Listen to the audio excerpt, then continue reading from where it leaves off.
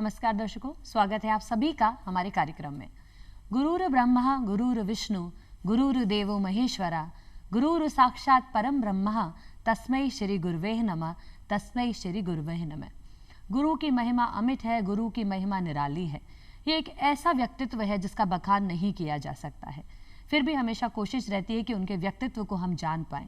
एक शिक्षक के जीवन में क्या उतार चढ़ाव रहते हैं जब वे समाज को बदलने के लिए निकलते हैं, विद्यार्थी के चरित्र निर्माण के लिए आगे बढ़ते हैं, तो अपने जीवन में भी कई अनेकों उतार चढ़ाव देखते हैं और उस शिखर तक पहुंचते हैं और पहुंचाते हैं अपने विद्यार्थियों को। तो चलिए आज के हमारे कार्यक्रम में चलते हैं एक शिक्षक के जीवन के सफर पर। हमारे साथ आज हमारे कार्यक्रम में है श्रीमती वीना चौहान जी, जो सेवानिवृत्त अध्यापिका हैं केंद्रीय विद्यालय से। मैम, आपका बहुत बहुत स्वागत है हमारे कार्यक्रम में। नमस्कार दीपाली। शिक्षकों के संपर्क में आके जो ऊर्जा मिलती है उसका बखान नहीं किया जा सकता है, निसंदेह। आपसे मिलते ही मुझे ऐसा लग रहा है कि जिस समय पर आपने शिक्षक बनने का आपने फैसला किया था, तो आपकी शिक्षा दीक्षा कहाँ पर हुई थी? मेरे पिताजी रेलवे में स्टेशन मास्टर थे जी। उनकी पोस्टिंग छोटी स्टेशनों पे होती थी, वहाँ स्कूल नहीं होते थे। अच्छा। मेरे से बड़ी बहन थी, तो उसने भाई साहब आए, उनको राखी बांधते हुए कहा कि मुझे आगे पढ़ाइए आप जी। तो भाई साहब टीचर थे, उन्होंने कहा कि ठीक है तुम मेरे साथ चलो। तो क्योंकि वो थोड़ा सा सेहत में अच्छी थी तो इसलिए मुझे भी उनके साथ जाना पड़ा। अच्छा। और उन्होंने सीधा 10वीं का परीक्षा दिलवाई, लेकिन मैंने कहा मुझे इस तरह से नहीं पढ़ना, मुझे तो क्लास में से 6th 7th 8th ऐसे आगे बढ़ना है, पूरे पाठ्यक्रम के अनुसार चलने की आपकी इच्छा। राजस्थान में एक छोटी सी जगह थी सुजानगढ़ जी, चूरू के पास है। हाँ जी। वहाँ पर मेरी शिक्षा हुई। बीए मैंने वहीं से पढ़ाई की थी, 8वीं से लेके बीए तक वहीं पढ़ाई की बात। क्योंकि जिस समय की मुझे लगता है आप जिस समय आपने शिक्षा ली होगी उस समय महिलाओं का नौकरी करना प्रचलन में नहीं रहा है शायद, तो ऐसे समय में पढ़ाई के लिए एक ललक अपने में जगाना, आगे बढ़ना और फिर यह साहसिक कदम उठाना कि मुझे तो नौकरी करनी है और शिक्षिका ही बनना है, इस पर आप थोड़ा प्रकाश डालें। सुजानगढ़ में राजस्थान का बहुत ही इंटीरियर होता है, छोटा सा शहर। हाँ। वहाँ पे लड़कियों की शिक्षा के लिए कोई अच्छी व्यवस्था नहीं थी, और अगर जैसे हम लोगों ने 10वीं पास करते ही तो वहाँ पर एक सोना देवी सेठिया गर्ल्स कॉलेज, एक सेठिया जी थे, उन्होंने अपनी माँ के नाम पे खुलवाया था। अच्छा। और वो तभी प्रारंभ हुआ जब हम 11वीं 12वीं में आए थे, तब पीयूसी उस समय होता था। तो क्योंकि हमारा परिवार थोड़ा पढ़ा लिखा था तो हम तो कॉलेज में एडमिशन मिल गया हमको, और लड़कियां नहीं थी, सिर्फ 3 लड़कियों से कॉलेज शुरू हुआ था। सोचिए उस वक्त का कैसा वो था। और हमारी प्रिंसिपल मैडम और हमारे संतोष व्यास दीदी वगैरह सब उनको भेजते थे, जो लड़की 10वीं पास कर ली उस घर में भेजते थे और कहते थे आपकी बच्ची को कॉलेज भेज दो। तो वो लोग गेट में से अंदर भी नहीं आने देते थे और कहते थे मन को नहीं पढ़ानी, मन नौकरी को नहीं करानी, है ना, हमें नहीं पढ़ाना।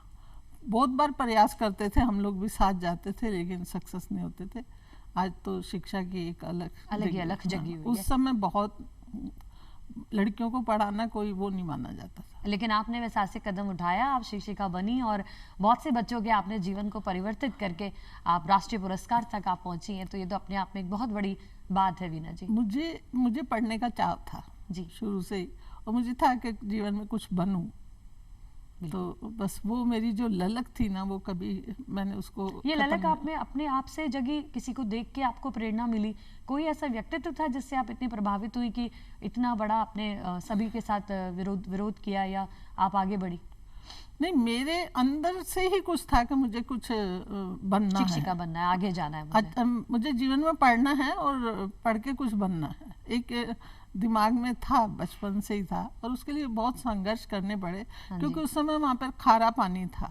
अच्छा। वो चूल्हे में रोटी बनाते थे, या वो होती थी बुरादे की अंगीठी, तो बहुत परेशानियां थी। फिर 6th 7th 8th में बच्चे को इतनी अक्ल भी नहीं होती है ना, और खाना बनाने की भी जिम्मेवारी आ जाए दीदी शादी होने के बाद, तो बड़ा परेशानियों से वो किया, जैसा आज का माहौल है वैसा उस तरह का मुझे लगता है नहीं था। बालिकाओं के अगर लिए मैं माहौल अपने नहीं हुआ बच्चों को करता कहती था। हूँ, अगर मुझे ऐसी सुविधाएं जो मैंने जी, तुमको बिल्कुल। दिए मुझे मिलती तो मैं पता नहीं कहाँ होती। तो एक बार तो बेटी ने कहा मम्मी वो आपका भाग्य था, ये हमारा। मैंने बिल्कुल कहा सही बात उन्होंने कही है। आज के ज़माने में शिक्षा की एक अलग ही अलग है। अलग। और आपकी बात सुन के मुझे लगता है कि जिसे कहते हैं ना किताब का कीड़ा, किताबी कीड़ा जिसे काट लेता है उसके अंदर आगे बढ़ने की जो ललक है वो आगे स्वतः ही चलती जाती है। अंदर से अगर आपके ललक है ना तो तो वो आप आगे बढ़ सकते हैं। हाँ, मुझे थी। कभी ऐसा लगा आपको शिक्षिका बनने के बाद में, जब आपने उन कठिन परिस्थितियों से आप बाहर आ गई, जीवन का वास्तविक आपने स्वरूप देखा और शिक्षिका आप बन चुकी थी, आपको कभी लगा नहीं नहीं कि नहीं, क्या मैं शिक्षिका कुछ बनने और का मैं कर सकती बहुत थी?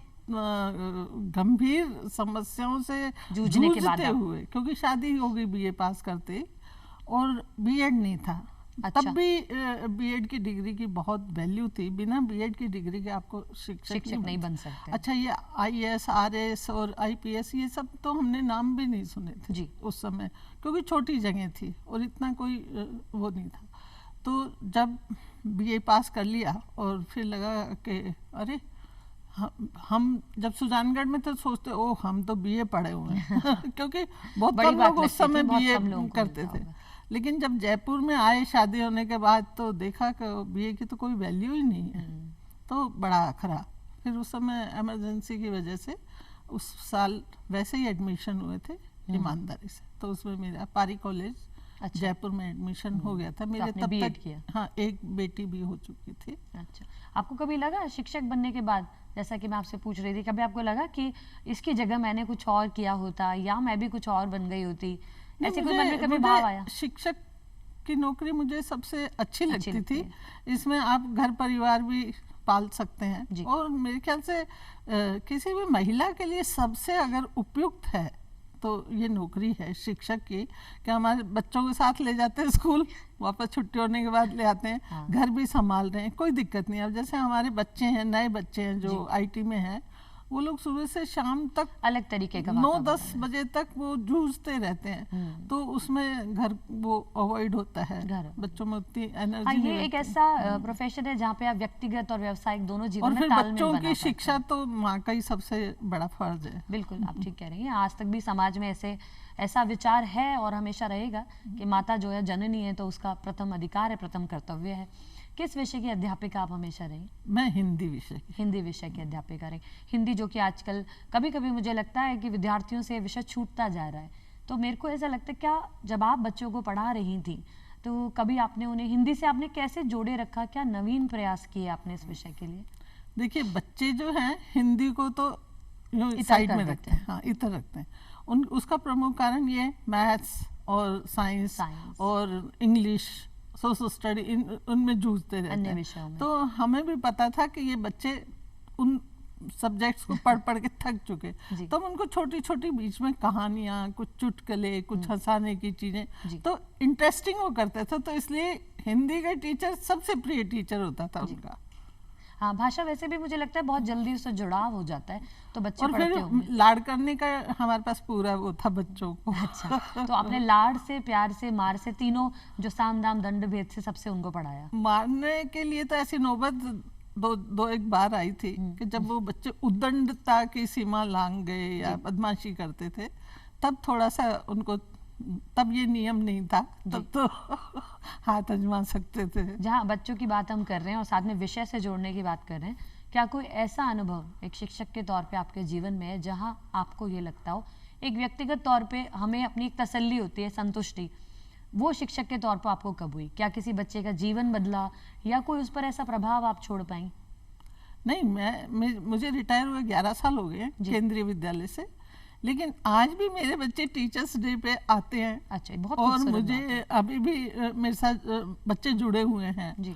और आजकल फेसबुक का प्रचलन है, बिल्कुल। कभी उस पर कुछ सोशल डालते हैं मीडिया। तो हमारे जो छोटे जो बच्चे हैं जिनको हमने पढ़ाया, वो कहाँ कहाँ से ढूंढ के फिर हमको उस पर जब लिखते अपने हैं शिक्षक तक पहुंच कि जाते हाँ, हैं। तो मुझे लगता है कि बच्चों से लगाव तो आज भी है। कहीं कोई ऐसा व्यक्तिगत अनुभव है जो आपके दिल में आज भी कहीं जगह रखता है? किसी बच्चे की याद? एक शिक्षक के जीवन में हमेशा ऐसे पल रहते हैं कि उसके मन में कोई ना कोई याद घर कर जाती है। ऐसे तो बहुत सारे हमारे तो हमसे एक वो साझा हैं। कीजिए। एक बच्चा था, बहुत ही गरीब था। जी। तो वो बहुत दूर से स्कूल आता था। हमारे स्कूल का टाइम था 7 बजे। तो जो बच्चे लेट आते थे गेट बंद कर देते थे या उनको गेट के अंदर लेके तो लाइन लगवा देते थे। तो तब तक तो ठीक चलता था, उनकी अटेंडेंस ली, उसकी जगह में खाली छोड़ देती थी। और जब मेरा फर्स्ट पीरियड होता था, जब मैं उस बच्चे को देख लेती थी तो उसका प्रेजेंट लगा देती थी।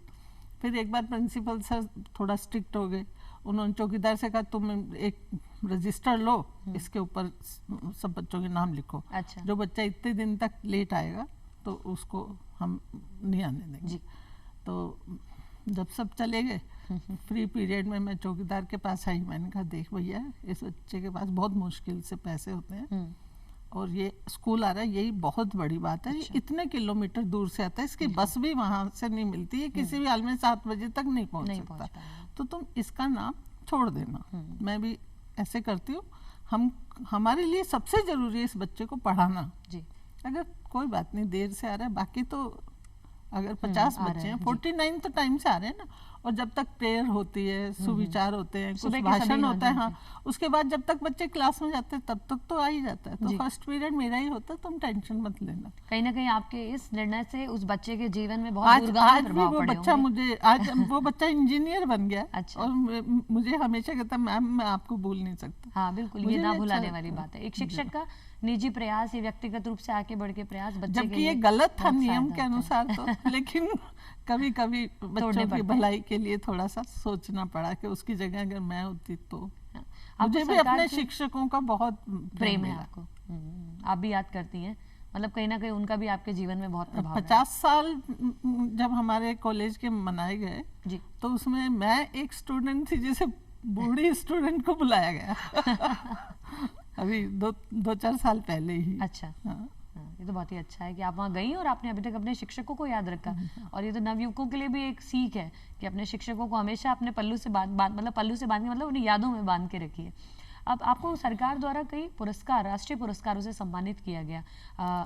आपको खास तौर से राष्ट्रीय सरकार से पुरस्कार मिला है, बेस्ट टीचर अवार्ड आपको दिया गया, आपके लेखन के लिए भी दिया गया। तो आप लेखन के क्षेत्र में कैसे आ गई? क्या केंद्रीय विद्यालय का जो मुझे देखिए जो बीएड का टाइम था ना, वो मेरे लिए बहुत कठिन था, क्योंकि हमारे पास एक कमरा था, उसमें हम 10 लोग रहते थे और बीएड में आपको पता है लेसन प्लान बनाना पड़ता, पढ़ना पड़ता, लिखना पड़ता, सब कुछ, और जगह ही नहीं होती थी जी। और 10 किलोमीटर पैदल जाना पड़ता था सिस्किम से मुझे पारी कॉलेज तक। उस समय बिल्कुल पैसे भी नहीं थे जी, एकदम मतलब जिसे कहना चाहिए गरीबी की चरम रेखा समय था। हाँ, बीएड की फीस के लिए भी पैसे नहीं थे जी। तो उन परिस्थितियों से फिर जूझ के निकलना जी। और फिर मेरे बड़े भाई साहब ने मुझे बहुत सपोर्ट किया, उन्होंने अपने पास बुला लिया, तुम अपना पढ़ाई कर लो। जो लास्ट के दिन थे, और मेरे को सुजानगढ़ से साइकिल उन्होंने बस पे रख के भेजी कि मेरी बहन पैदल नहीं जाएगी। तो वो मदद जब मिल जाती है तो जीवन थोड़ा सुगम और सरल तो हो जाता फिर है। यही मेरा भी वो रहा कि आगे बढ़ना है। अपने बच्चों को मैंने बहुत अच्छी सी सुविधा दी जी कि तुम आगे बढ़ो। लेखन में आप कैसे आई? हाँ, क्या मन में कुछ ऐसा था समाज के प्रति जो आपको कचोट रहा था, या फिर आपने सोचा चलो लेखन में हाथ आजमाते हैं? नहीं, ऐसा नहीं था। मुझे हर समय ऐसा लगता था कि मुझे ऐसा जीवन क्यों मिला। मैंने तो बहुत अपने जीवन को बड़े मतलब एक तराशा था अच्छा अपने उससे ही, और मेरे को सब कुछ विपरीत मिला। अच्छा। बहुत मेरा जैसे मन टूट गया, लेकिन फिर भी मैंने हिम्मत नहीं हारी और मैं मतलब पढ़ने में जैसे मैंने बीएड के बाद भी बच्चा हो गया, उसके बाद भी मैंने एमए किया पॉलिटिकल साइंस में। हाँ। और फिर उसके बाद डबल एमए भी किया। जब मेरे 3 बच्चे थे, मुझे स्कूल भी जाना था और मेरी बेटी का 10th बोर्ड था। कितना मुश्किल समय रहा होगा। हाँ, लेकिन मुझे ये था कि मुझे कुछ बनना है। तो मेरे अंदर एक उबाल आता था कि ऐसा जीवन मुझे ही क्यों मिला जी। तो वो मैं लिखना चाहती थी कहानी कि हमें हिम्मत नहीं आ रहा। जब मैंने करीब 40-45 साल पहले नारी कभी न हारी करके उपन्यास लिखा, वो बेस्ड मेरे जीवन पे था कि क्या मुझे मिला और क्या मेरा एक ड्रीम था अपने जीवन के बारे में, उससे बिल्कुल विपरीत था। तो आप जब अगर पाताल में से आप धरती पे आने में आपको बहुत टाइम लगेगा और ऊपर ग्रो करने में तो बहुत ही लगे, तो वो मुझे जिसे कहना चाहिए एड़ी चोटी तक का डोर मुझे लगाना पड़ा। तो मुझे ये नहीं पता था पुस्तक कहाँ छपती है, कितने रुपए लगते, कोई कहता 40,000, कोई 50,000। जब आपके पास पैसे ही नहीं है तो 40-50 सुन के ही आप ठंडे हो जाते हैं। लेकिन वो डायरी मैंने हमेशा संभाल के रखी है। और एक बार मेरी मम्मी के हाथ आ गई वो, तो उन्होंने पढ़ा तो बोले तुमने इतना भुगता है, मुझे कभी बताया नहीं। तो अपने पहले ऐसे ही संस्कार थे ना, कि आपको जो मिल गया वो आपका, वो मुकद्दर है आपका, आप माँ बाप को भी परेशान नहीं करते। संतुष्टि का भाव बच्चों में जगाया जाता था, जो एक अच्छी आदत भी थी।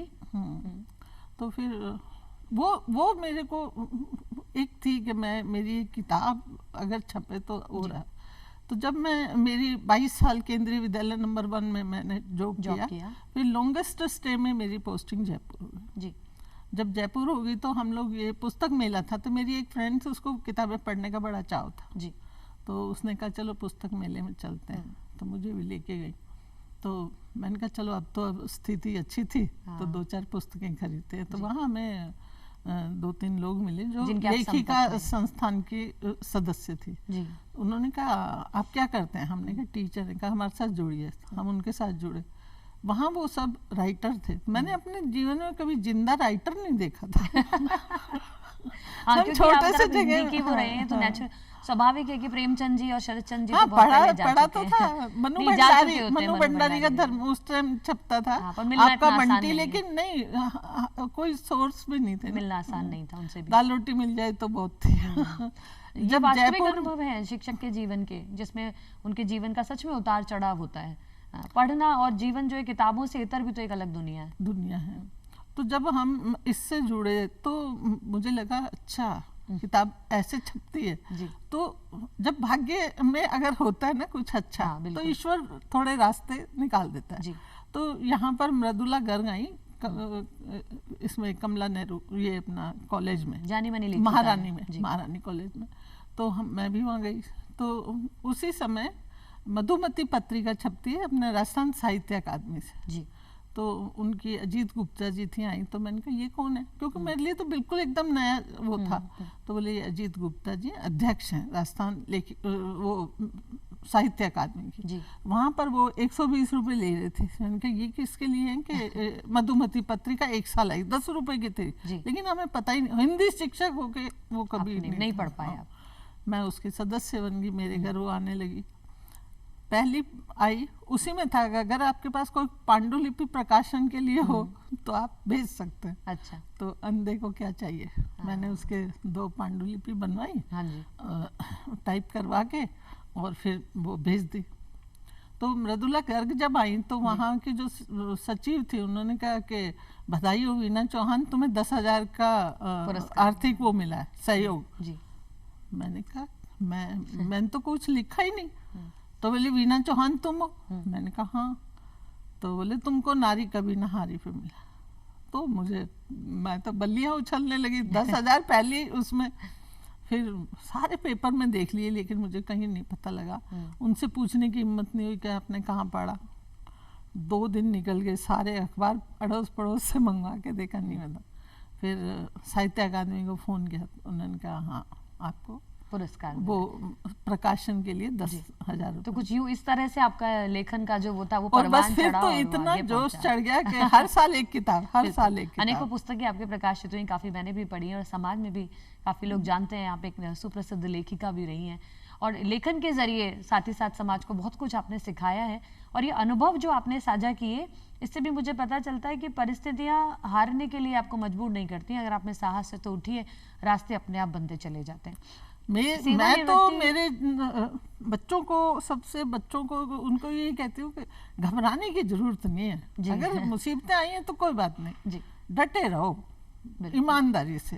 यही अगर आपने ईमानदारी का पथ छोड़ेंगे तो फिर आप कहीं भी गिरेंगे। वास्तविक जीवन के अनुभवों से जो ज्ञान आता है ना, उससे दी गई शिक्षा है जो आपने अभी सभी को दी, हमारे दर्शकों को भी और मुझे भी और बच्चों को, सभी को। आपने सेवानिवृत्ति जब हो जाती है, अधिकांशतः लोग अपने आप को निष्क्रिय सा महसूस करने लगते हैं, सोचते हैं कि अभी क्या करें। आपने सेवानिवृत्ति के बाद रिटायरमेंट के बाद अपने आप को इतना एक्टिव कैसे रखा कि बच्चों का उत्थान किया और उसके बाद अब समाज और दूसरी उभरती हुई लेखिकाओं के उत्थान के लिए काम करने लगे? देखिए 58 इयर्स में मुझे पता लगा कि किताब ऐसे छपती है और बस तब तो 8,000 रुपये लगते थे, 100 किताबें मिलती थी। अच्छा। तो वो मेरी जो लेखन में जुड़ी हुई थी मैंने, उन्होंने मुझे रास्ता दिखाया जी। और जब 10,000, फिर मेरी दूसरी किताब पे भी मुझे 10,000, वो अच्छा। कहानी संग्रह था जी। फिर तीसरी किताब पे मुझे बीकानेर का शंभू शेखर सम्मान मिला। अच्छा। तो सोचिए ना, हर किताब पे आपको मेरे तो लॉटरी पुरस्कार मिल निकल रहे थे, गया। प्रभु की कृपा हुई। ईश्वर माँ सरस्वती का वो था। तो फिर मुझे बहुत अच्छा लगा और 58 साल की मैं हो चुकी थी। तो मुझे लगा कि अरे बस अब तो रिटायर हो जाएंगे। तो 58 जब मैं रिटायर होने से 1-2 साल पहले मेरी सहेली ऐसे स्टाफ रूम बैठे थे, गर्मी की छुट्टियों में कहाँ जा रहे हैं? मैंने कहा कहीं नहीं, बेटियाँ आएंगी, बच्चे आएंगे। मैंने कहा आप? कि मैं तो यूरोप। मैंने कहा यूरोप घूमने जा रहे हो? यूरोप नाम ही सुना था। बोले हाँ। फिर उन्होंने बताया कि स्विट्जरलैंड भी जाएंगे, लंदन, पेरिस, रोम। तो सुन के बड़ा वो लगा। दूसरे दिन वो बुकलेट लाई। तो मैंने कहा कितने रुपए लगेंगे? कि 2 लाख। तो मेरे हस्बैंड और हम दोनों जा रहे हैं 4 लाख। तो मैंने कहा तुम्हें बेटी की शादी करनी, तुम 4 लाख रुपए खर्च दोगे घूमने पे? बोले हाँ, मेरे हस्बैंड ने प्रॉमिस किया था। अच्छा। मैंने कहा बड़े अच्छे हस्बैंड है। तो फिर बोले तुम भी चलो। मैंने कहा नहीं भैया, 2 लाख के बच्चों बहू को गहने चढ़ाऊंगे तो सब कहेंगे कितना जो अपन परिपाटियां चली आ रही हैं उनको निभाएंगे। अपना वही सोच है, बेटी की शादी कर दे, बेटी को ये कर दे, मकान बना लिया, चलो। तो बोले नहीं नहीं चलो, अब तो आपका सब काम हो गए। मैंने बच्चों से कहा, बच्चे बोले मम्मी जाओ जी।